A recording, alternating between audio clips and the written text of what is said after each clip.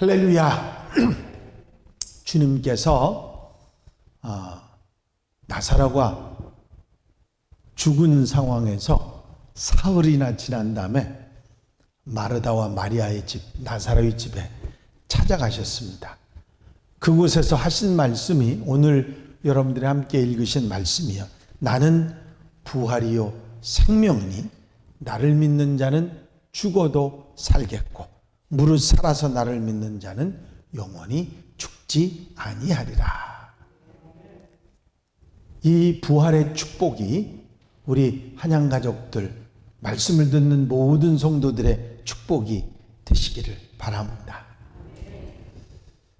세월호 사건이 아직도 우리 기억에서 쉽게 잊혀지지 않는 그런 사건인데 참 황망하고 참 답답한 그런 상황이었습니다.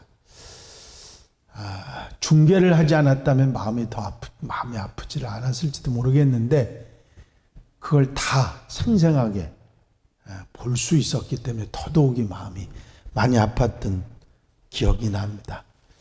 476명이 타고 있었는데 구조는 174명만 구조를 받았습니다. 사실 인재라고 표현할 만큼 참 안타까운 일이기도 합니다. 1953년에 부산 다대포 앞바다에서 창경호라고 하는 배가 침몰돼서 330명이 사망하고 32명이 실종된 그런 사건도 있었고요. 1970년에는 여수 소리도에서 남영호가 침몰돼서 323명이 숨지는 일도 있었습니다. 1993년에는 위도 앞바다에서 서해 페리오가 침몰돼서 292명이 사망을 했습니다. 전 세계 역사상 최대 인명피해를 냈던 선박사고는 1945년 독일에서 일어났던 빌헬름 쿠스틀로프 사고인데 9,000명의 사망자가 있었다고 합니다. 이런 사고들이 일어나면 사람들은 왜 이런 일이 일어났느냐고 물으면서 회의에 빠집니다. 특히 하나님을 믿는 사람들은 어떻게 이런 일이 일어날 수 있느냐고 그 마음속에 회의에 빠지고 마음의 상처를 받는 경우들이 많습니다. 이번 세월호 여러분들이 아시는 사건도 신앙인이 사망하거나 실종된 사람이 47명이나 되기도 합니다.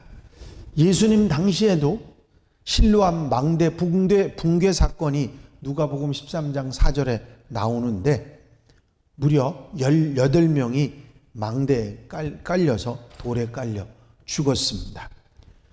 지금 숫자로 보면 별로 대형 사고가 아닌 것 같지만 당시에 팔레스틴 전역에 살던 유대 인구가 약 50만 명 내외였다고 하니까 현재 남한의 인구수 5, 6천 명과 비교하면 그렇게 비례해서 계산하면 대략 1,800명에 해당하는 숫자가 그 숫자입니다. 인구 비례로 보면 대형 사고 중에 대형 사고라고 말할 수 있죠.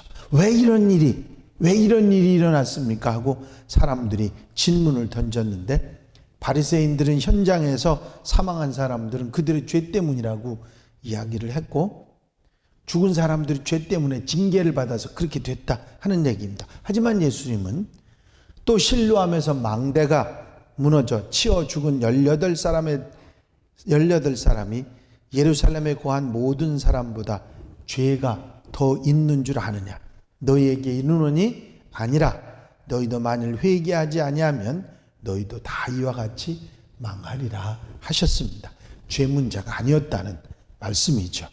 사람이 사고를 당하고 고난을 겪는 것은 곧 죄 때문이라고 하는 공식하고는 절대로 맞지 않습니다. 오늘 성경 말씀에 보면 베단이라고 하는 작은 마을에 평화스럽게 사는 세 식구가 있었습니다. 부모님이 일찍 돌아가셨고 마르다, 마리아, 그들의 오빠인 나사로가 살고 있었는데 이들 가족은 예수님과 아주 각별한 사이였습니다. 요한복음 11장 5절에 보니까 예수께서 본래 마르다와 그 동생과 나사로를 사랑하시더니 하는 말씀이 나옵니다. 3절에도 보면 이에 그 누이들이 예수께 사람을 보내어 이르되 주여 보시옵소서 사랑하시는 자가 병이 들었나이다 하니 36절에는 이에 유대인들이 말하되 보라 그가 그를 얼마나 사랑하셨는가 하며 사랑하는 사이. 사랑이라는 표현은 누구나 쉽게 쓸 수 있는 표현이 아니지 않습니까? 그런 아주 끈끈한 사이에 이 세 사람과 예수님이셨습니다. 유대인들도 그 사실을 알 정도로 그 돈독한 관계를 유대인들도 알고 있을 정도로 그 정도 소문난 사이였습니다. 이 사람과 사람 사이를 이보다 더 가까이 표현하는 말은 없을 것입니다. 여동생이 나사로가 병든 걸 알고 마르다 마리아가 사람을 보내서 당신 사랑하는 자가 병들었으니 빨리 와서 고쳐달라고 그랬습니다. 왜냐하면 예수님은 병든 사람 다 고쳐주셨으니까. 그게 죽을 병이라도 일어나게 하셨으니까.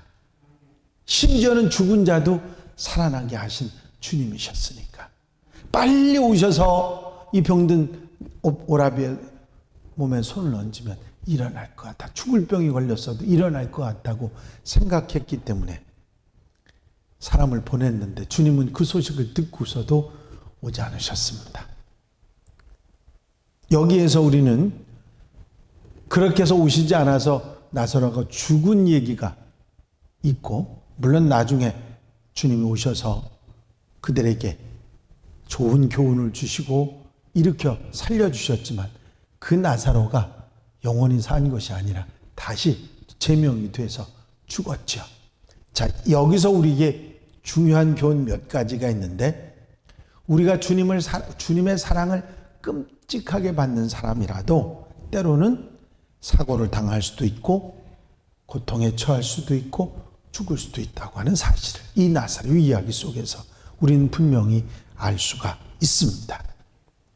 주님이 사랑하는 자도 병이 들 수 있고, 주님께 부탁을 했는데도 문제가 풀리지 않고 더 악화될 수도 있다고 하는 얘기입니다. 나사로는 병이 나은 것이 아니라 오히려 죽음을 맞이했으니까요.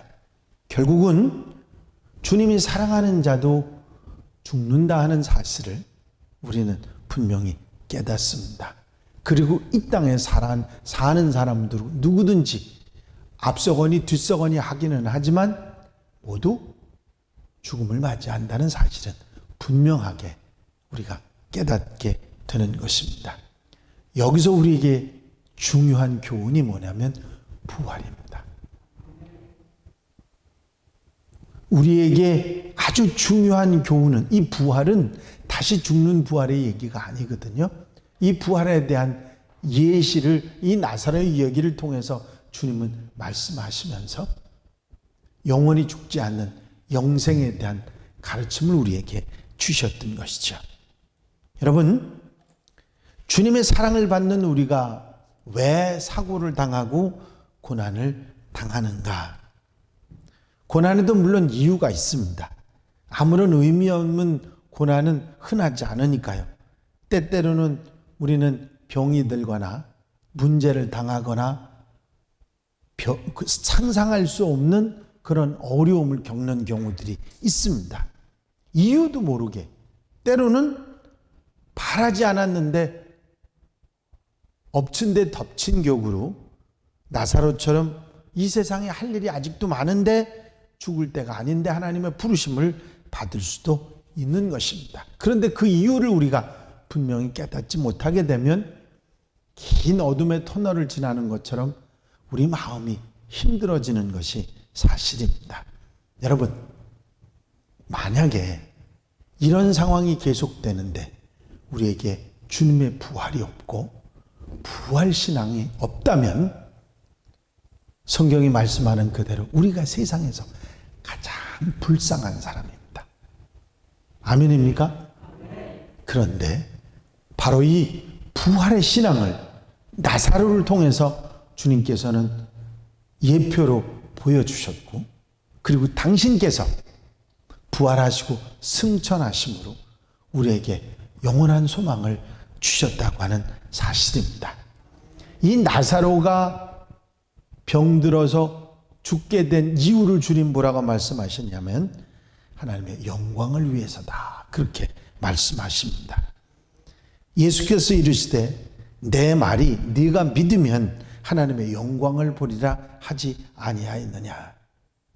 물론 어떤 병은 자신의 부주의에 의해서 잘못하고 부주의해서 생기는 질병도 있고, 원죄로 부모로 죄로 그런 병이 든다고 말하기도 합니다. 나이 많아 자연스럽게 찾아오는 병도 있고요, 사고나 고난 이런 것도 뜻하지 않게 우리에게 다가옵니다. 야곱같이 집에서 도망가서 고생하는 것은 자기 욕심 때문에 당한 고난이지요. 망대가 무너진 것처럼 하나님의 뜻을 전달하기 위해서 일어나는 고난과 사고도 있을 수 있습니다. 요셉처럼 죄가 없는데도 노예로 팔려가서 고난당하는 것처럼 훈련을 위한, 하나님의 섭리를 위한 고난과 고통도 있습니다. 때로는 스데반처럼 자발적으로 당하는 고난도 있지요. 피하면 되는데 복음을 증거하기 위해서 순교의 자리에 가는 그런 죽음도 있습니다. 자연재해처럼 하나님의 일반적인 섭리 가운데 당하는 사고나 고난도 있습니다. 운전 미숙이나 선박 항해 미숙처럼 하나님이 재정에 운행하는 과학 법칙을 어기고 부주의함으로 당하는 사고나 고난도 얼마든지 있습니다. 오늘 나사로의 질병은 하나님의 영광을 위한 질병이라고 주님이 말씀하셨습니다. 요한복음 9장 3절에 보면 날 때부터 소경된 사람의 얘기가 나옵니다. 제자들이 묻지요. 이렇게 소경이 된 이유는 부모의 죄 때문입니까? 아니면 자기 죄 때문입니까? 그때 주님이 말씀하시죠. 이 사람이나 그 부모가 죄를 범한 것이 아니라 그에게서 하나님이 하시는 일을 나타내시고자 하심이니라. 나사로의 병은 이런 질병이었다고 하는 사실이죠. 하나님 하시는 일을 보여주기 위한, 부활신앙을 우리에게 가르쳐 주시기 위한 질병이었다고 하는 사실입니다. 예수께서 죽음과 삶의 주인이시고 주관자시라는 사실을 분명히 가르쳐 주시기 위한 거였습니다. 여러분, 이 사건, 이 나사로의 사건을 통해서 예수께서 우리에게 주시고자 하는 교훈은 분명합니다. 예수님은 삶과 죽음을 주관하는 주관자이시오, 부활과 생명 자체이시라는 것입니다. 예수에게 생명이 있고 부활의 주관자라는 사실을 이 나사로의 얘기를 통해서 우리에게 가르쳐 주시고, 그때도 예수님을 못 만난 사람들이 있었지만 지금 현대에도 예수님을 깨닫지 못하고 알지 못하고 체험하지 못한 사람들에게 이 나사로의 이야기를 통해서 부활신앙을, 그리고 부활의 소망을 가질 수 있도록 하시는 가르침이 여기에 있는 것입니다.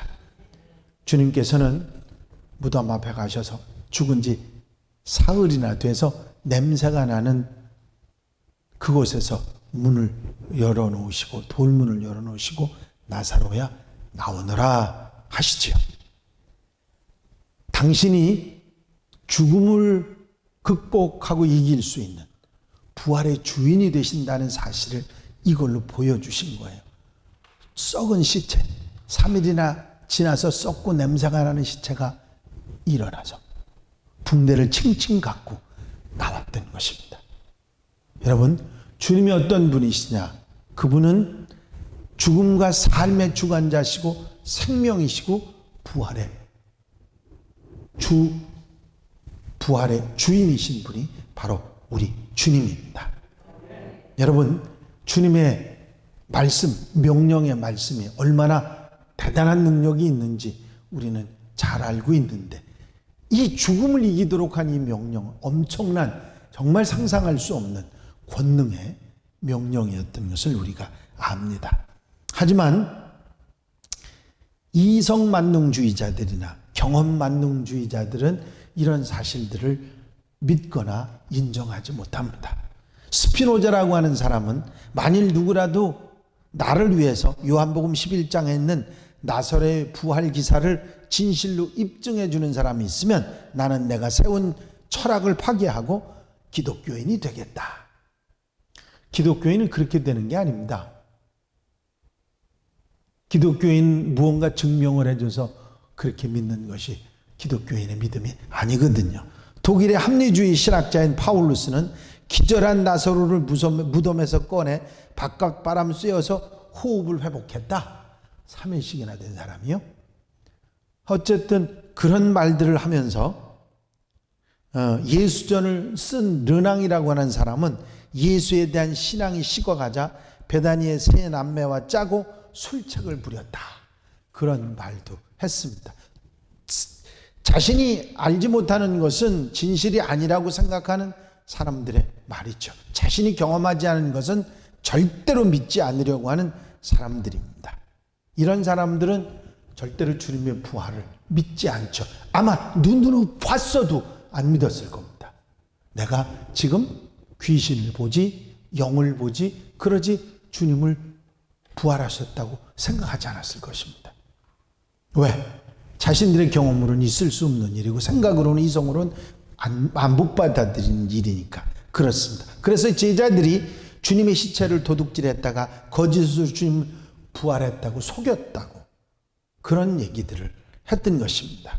너무 그리워하다가 헛개비를 봤다는 소리도 하면서 자꾸 예수님의 부활을 은폐하고 말살하려고 하는, 그때 당시에도 수많은 사람들이 그런 얘기들을 했습니다.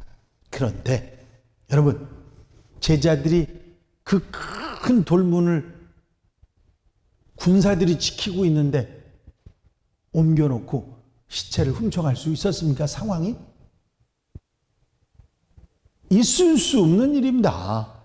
아니, 군사들이 지키고 있고 그 돌문은 절대로 옮겨지지 않는 그런 엄청난 돌문인데 그 문을 어떻게 열고 그 군사들 몰래 시체를 훔쳐갈 수 있습니까? 있을 수도 없는 일입니다. 환상을 봤습니까? 환상을 본다면 한두 사람 봤다면 모르지만 제자들, 여인들, 그리고 나중에 500명이 한꺼번에 부활하신 주님을 보았습니다.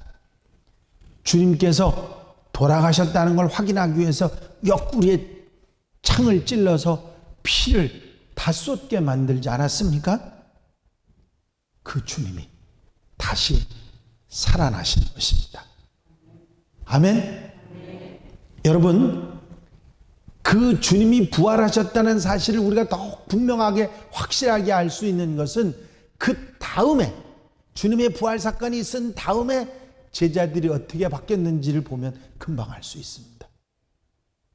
주님이 십자가 지실 때 베드로는 예수님을 3번씩이나 모른다고 저주까지 하면서 부인을 했었습니다. 아주 용렬하고 보잘것없는 모습으로 그러던 베드로가 예수님, 부활하신 주님을 만난 다음에 바리새인들, 대제사장들, 천국관들 똑같은 사람들 앞에서 소리칩니다. 내가 하나님 앞에서 너희 말을 듣겠느냐, 하나님 말씀을 듣겠느냐. 큰 소리 있는 대로 치면서 예수는 살아나셨느니라. 그건 뭔 얘기입니까? 난 죽음이 두렵지 않다는 얘기입니다. 죽음이 두렵지 않다는 얘기입니다. 너희들 날 죽여봐라. 예수께서 말씀하신 대로 나는 다시 산다. 그리고 베드로 여러분들 잘 아시는 대로 십자가를 거꾸로 치고 순교하지 않았습니까? 중요한 것은 제자들이 완전히 달라졌던 것입니다. 여러분, 제자들이 나중에 ματ대아까지 해서 가룟 유다를 대신해서 제자를 뽑은 12제자들 중에 한 사람 요한만 빼놓고 나머지 11제자는 모두 순교했습니다. 왜?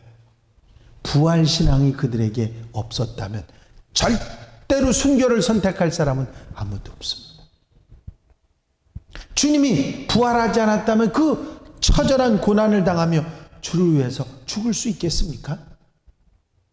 부활이 얼마나 중요한 주제였는지 성경을 보면 금방 알 수 있습니다. 새로운 사도를 세울 때 그 조건이 뭐였느냐면 항상 우리와 함께 다니던 사람 중에 하나를 세워 우리로 더불어 예수의 부활하심을 증거할 사람이 되게 하여야 하리라. 주님의 부활을 증거하기 위해서 사람 하나를 뽑아 사도를 삼아야 되겠다. 마태아를 뽑았지만 부활을 증거하기 위해서 그거 얘기한 거거든요. 그게 조건이었어요. 사도를 선택하는 조건. 사도들은 뭘 전했습니까? 사도들이 큰 권능으로 주 예수의 부활을 증거하니 무리가 큰 은혜를 얻어 오직 내가 저희 가운데 서서 외치기를 내가 죽은 자의 부활에 대해서 오늘 너희 앞에 신문을 받는다고 한 이 한 소리가 있을 따름이니라. 여러분, 이렇게 제자들은 생명을 걸고 주님의 부활을 전했습니다. 그때 당시만이 아니라 후대에 기독교 핍박이 일어난 2세대, 그러니까 첫 번 제자들 세대 아닌 그 다음 제자들 세대는요, 톱에 썰려 죽어가면서 사지를 말에 의해서 찢겨가면서 그냥 십자가로 죽이는 정도가 아니라 상상할 수 없는 방법으로 사자밥이 되도록 만들면서 예수만 믿지 않는다면 살려준다고 했는데 아무도 그 순교를 거부하지 않고 순교한 이유가 뭐겠습니까? 부활을 그 눈으로 목격했기 때문에.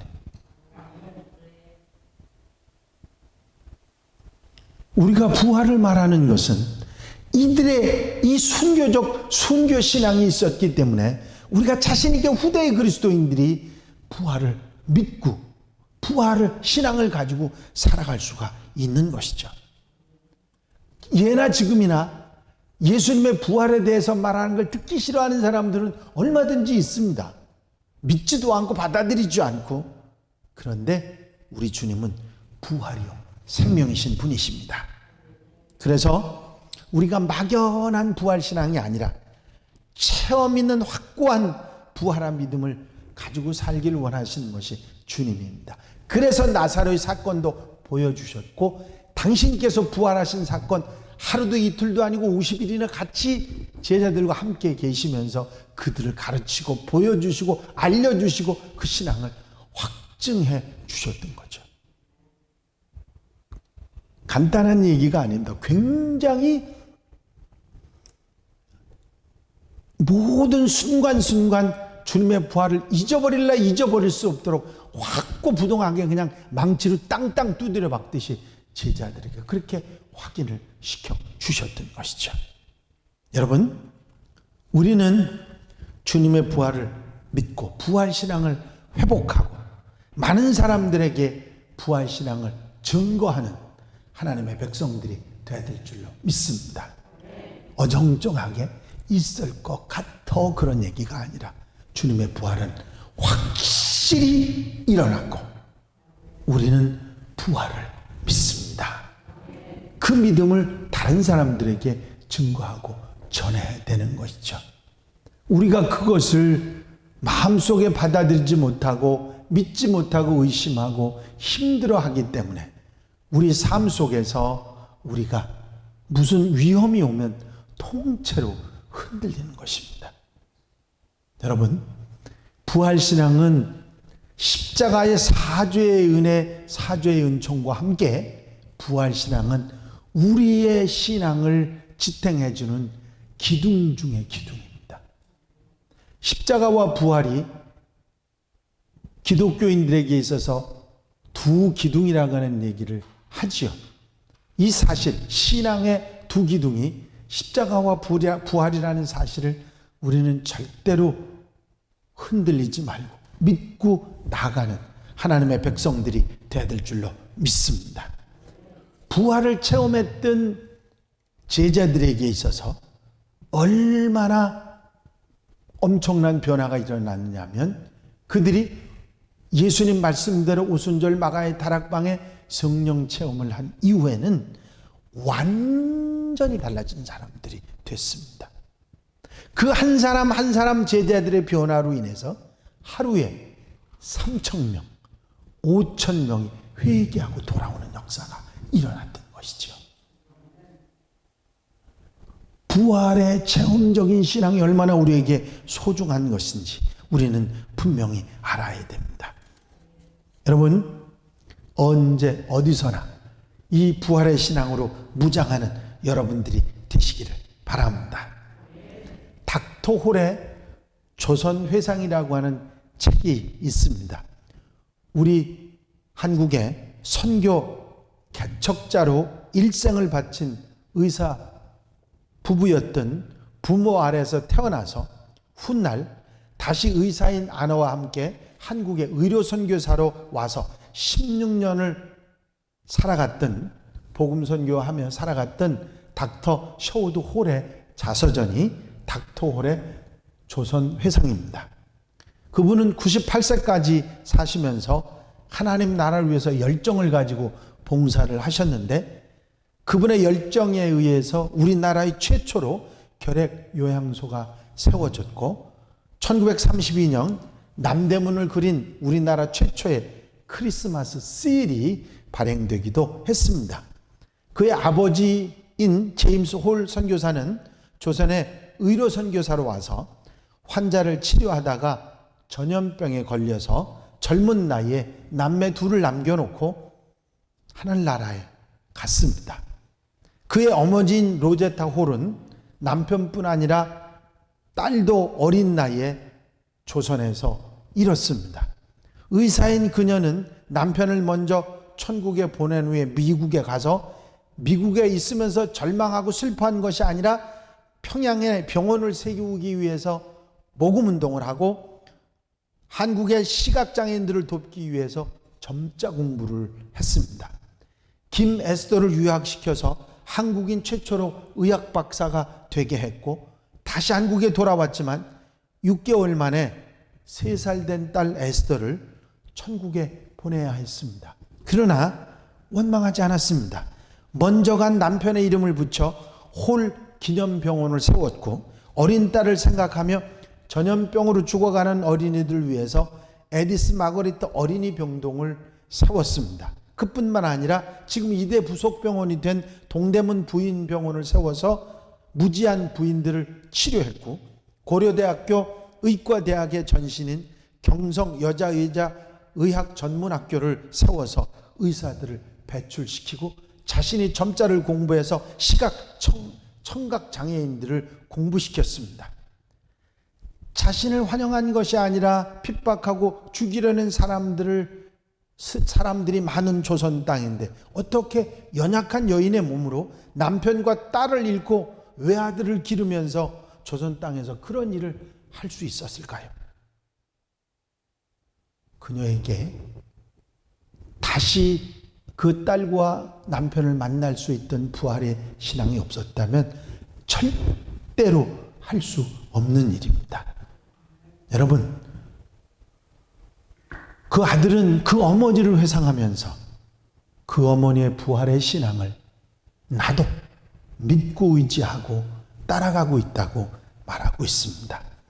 여러분, 부활을 믿는 신앙인에게 성경이 하는 말씀입니다. 그러므로 내 사랑하는 형제들아, 견실하며 흔들리지 말고 항상 주의 일에 더욱 힘쓰는 자들이 되라. 이는 너희 수고가 주 안에서 헛되지 않은 줄 알미니라. 여러분, 우리 주님은 우리가 당하는 고난, 견딜 수 없는 아픔을 아시는 분입니다. 아멘입니까? 때로 설사 우리가 살다 보면 도저히 내가 이해가 되지 않는 그런 상황에 부딪힐 수 있는 것도 사실입니다. 그러나 우리가 부활신앙으로 무장하고 부활신앙으로 주님을 바라보게 될 때 웬만한 것들은 이겨내고 승리하고 바라보는 소망의 신앙으로 살아가게 될 줄로 믿습니다. 고린도전서 15장에 이제 그리스도께서 죽은 자들 가운데서 다시 살아 잠자는 자들의 첫 열매가 되셨다. 보라, 내가 너에게 비밀을 말하노니 우리가 다 잠잘 것이 아니요 마지막 나팔에 순식간에 호련히 다 변화하리니. 우리는 이 세상에 대해서 절망할 이유가 없습니다. 불신자에게 죽음이라고 하는 것은 한마디로 절망이지만 신앙인들에게서 죽음은 부활을 덮을 수가 없습니다. 부활은 죽음을 이기는 신앙입니다. 우리는 썩지 아니할 하늘의 소망을 두고 부활의 신앙으로 살아가는 그리스도인들입니다. 때로 우리가 견디기 어려운 암담하고 절망적인 상황이 내게 찾아온다 할지라도 우리는 부활의 신앙으로 나사로를 살리신 주님, 당신이 사흘 만에 부활하신 주님, 나사로야 나오라 주님의 음성을 들으시면서 다시 일어나는 성도들이 되어야 될 줄로 믿습니다. 팬데믹 코로나로 인해서 우리가 의기소침해지고 그 죽음 때문에 신앙마저 약해졌던 우리들입니다. 우리 믿음의 부활이 일어나야 됩니다. 부활신앙의 부활이 우리에게 일어나야 합니다. 죽음은 주님께서는 죽음을 이기시는 분이고 부활이요 생명이신 분이십니다. 여러분, 믿는 자는 영원히 사는 역사가 있는 줄로 믿습니다. 죽음과 삶을 주관하시는 주님을 내가 의지한다는 사실을 잊어버리지 말고 언제든지 믿음으로 사는 여러분들 되시기를 바랍니다. 오늘 본문 여러분들 함께 읽으신 요한복음 11장 25절 26절을 다시 한번 읽겠습니다. 요한복음 11장 25절 26절 말씀입니다. 예수께서 이르시되 나는 부활이요 생명이니 나를 믿는 자는 죽어도 살겠고 무릇 살아서 나를 믿는 자는 영원히 죽지 아니하리니 이것을 내가 믿느냐. 아멘. 기도 드리십니다. 사랑과 은혜가 용심 많으신 아버지 하나님, 부활의 신앙이 약해져 가고 부활의 믿음이 점점 우리에게 낙심으로 변했던 많은 시간들이 지나갔습니다. 그러다 보니 우리의 믿음이 어디 있는지 찾아보기도 어려워졌고 부활신앙에 대한 소망도 갖지 못했던 우리의 어리석음이 있었습니다. 아버지, 우리 마음속에 다시 한번 주님이 살아 역사하시는 부활의 신앙을 회복시켜 주시옵소서. 그의 부활신앙을 가지고 세상을 이기고 승리하게 하시고 우리를 힘들게 하고 우리를 어렵게 하고 우리를 낙심하게 하는 모든 것을 이길 수 있는 하나님의 백성들이 되게 하여 주시옵소서. 내 육신은 날로 후패해져 가지만 영원한 소망이신 주님의 부활을 우리 마음속에 담고 날마다 새로운 백성들이 되게 하여 주시옵소서. 주님께서 새 사람으로 새롭게 살아갈 수 있도록 인도해 주실 줄로 믿사옵고 예수 그리스도의 이름으로 기도하옵나이다. 아멘.